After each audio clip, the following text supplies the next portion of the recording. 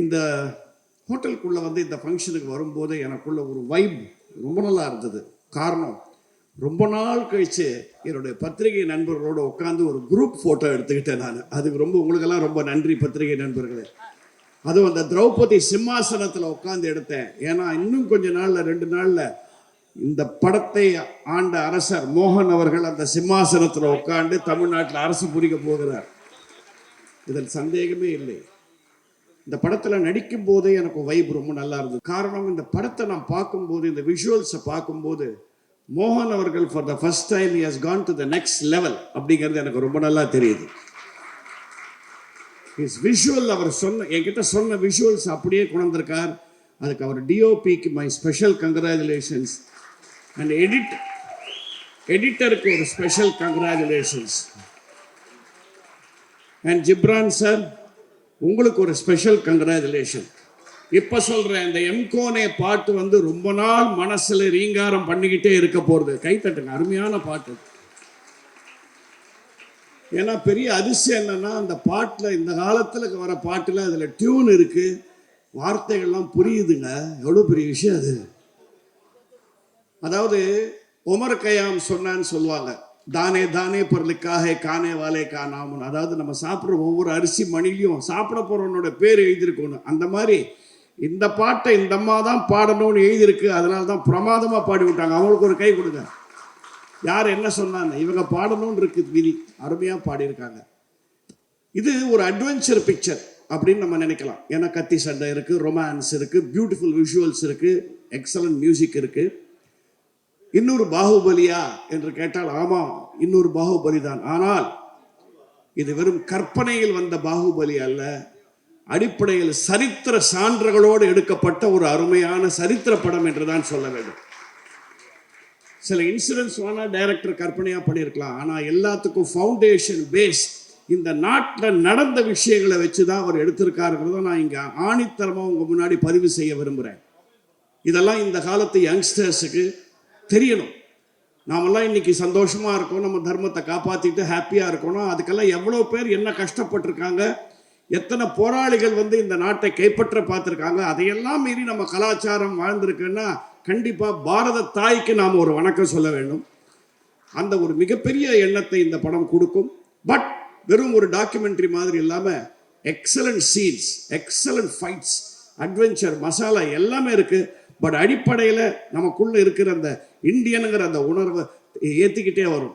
அதுக்கு முக்கியமாக இந்த கம்பெனி பேரே நேதாஜி ப்ரொடக்ஷன்ஸ் வச்சுருக்காங்க. இதை விட வேறு என்ன வேணும்?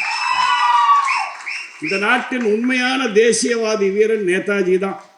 மற்றவங்கெல்லாம் அந்த காலத்தில் விட்டு கொடுன்னு வந்து இவர் மட்டும்தான் அவன் விரலை விட்டு ஆட்டுன்னு சொன்னவர். ஸோ அந்த பேரில் எடுத்த படம்ன்றது போது கண்டிப்பாக இது வந்து ஒரு வீர உணர்ச்சியும் தரும், ஒரு தேசிய உணர்ச்சியும் தரும். அதே சமயத்தில் நம்ம பாரம்பரியத்தை காப்பாற்றக்கூடியதுக்கு எவ்வளோ பேர் எவ்வளோ கஷ்டப்பட்டிருக்காங்க, தியாகம் பண்ணியிருக்காங்கங்கிறத ரொம்ப அருமையாக சொல்லப்பட்ட கதை.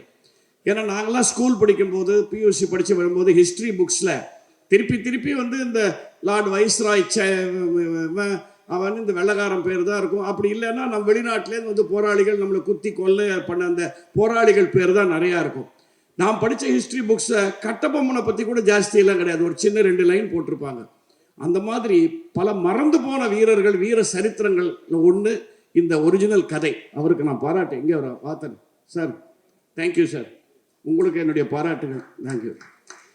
இதை ஒரு பேஸாக வச்சு ஒரு உண்மையான சம்பவங்களை கோர்த்து நாட்டில் நடந்த சம்பவங்களை உங்களுக்கெல்லாம் இன்ட்ரெஸ்டிங்காக கொடுத்துருக்கும் திரு ஜி மோகன் அவர்களே என்னுடைய பாராட்டுகள்.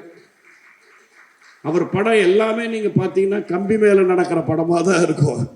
அதனால் அவர் எதுக்கும் அசர மாட்டார். தான் சொல்ல நினைத்ததை தைரியமாக சொல்லுவார். இதிலும் சொல்லியிருக்கிறார் என்பதை நான் பெருமையோடு சொல்லிக்கொள்கிறேன். எனக்கு ஒரு 3 நாள் தான் ஒர்க் பண்ணேன். பட் ரொம்ப டிஃப்ரெண்ட் ஒரு எக்ஸ்பீரியன்ஸ். நான் பண்ணியிருக்கிற அந்த கேரக்டர் பேர் அது சொல்லலாம்ல சார், ராம் நாமி அப்படின்னு ஒரு ட்ரைபல் செக்ட். அந்த காலகட்டங்கள்லேருந்து இருந்து இன்னும் இருக்காங்களாம். அவங்களுடைய வாழ்க்கையே ராமருக்கு அர்ப்பணித்த வாழ்க்கை. அவங்க உடம்பு முழுக்க நீங்கள் பார்த்தீங்கன்னா அந்த ஃபோட்டோவில் பார்த்துருப்பீங்க, ராமநாமம் தான் எழுதியிருக்கும். நல்ல வேளை அவங்க உடம்புல எழுதிக்கிட்டாங்க, இல்லாட்டா அதுக்கு எவனாவது கேஸ் போடுவான். ஸோ ராமநாமிங்கிற அந்த ஒரு செக்டை பற்றி அந்த ரோல் என்னை பண்ண வச்சார். நான் தமாஷா அவர்கிட்ட சொன்னேன், 40 வருஷம் முன்னாடி வெள்ளை ரோஜா படம் பண்ணும்போது தான் மேக்கப்புக்கு எனக்கு 1.5 மணி நேரம் ஆச்சு பொம்பளை வேஷம் போடுறதுக்கு. அதுக்கப்புறம் இந்த படத்துக்கு தான் 1.5 மணி நேரம் ஆச்சு மேக்கப் போடுறதுக்கு. உழைச்சி பண்ண வச்ச அந்த ரோல். அவங்கள பற்றி நீங்கள் தெரிஞ்சுக்கணும்.